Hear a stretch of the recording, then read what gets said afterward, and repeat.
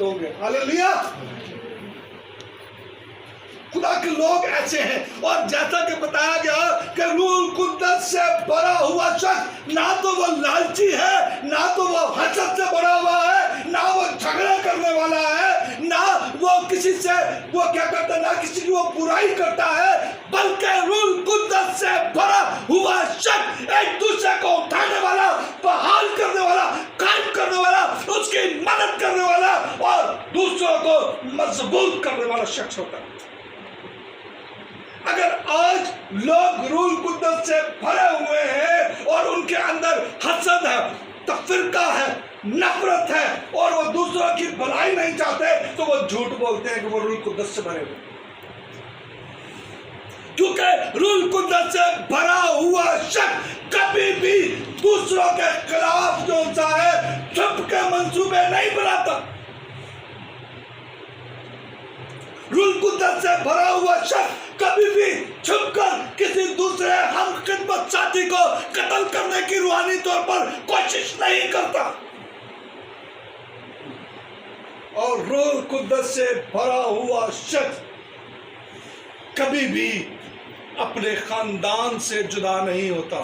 اور روح القدس سے بھرا ہوا شخص اور خادم ایک بیوی کا شوہر ہوتا ہے. اگر روح القدس سے بھرے ہوئے ہیں تو پھر روح القدس کے نعمتیں ہماری زندگی میں کام کرنی چاہیے. عید پینتیکوست غیر زبانیں بولنے کا دن نہیں ہے.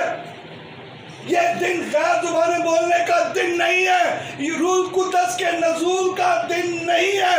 آج سے 2000 سال پہلے روح القدس کا نزول ہو چکا ہے. آج روح القدس کو اپنی زندگی میں, اپنے خاندان میں, اپنے رشتوں میں آنے کی دعوت دینے کا دن ہے.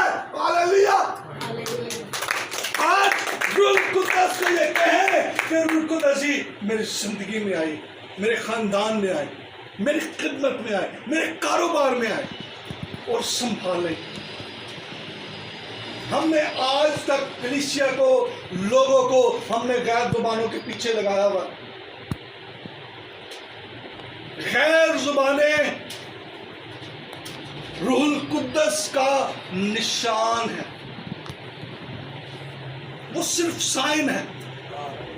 اور جہاں پر غیر زبانوں سے مراد یہ ہے کہ غیر وہ خدا کے ساتھ آپ بات کرتے ہیں, لیکن میں نے جو غیر زبانوں کا میں نے جو تجربہ کیا, جو میری زندگی میں ہوا ہے, اور وہ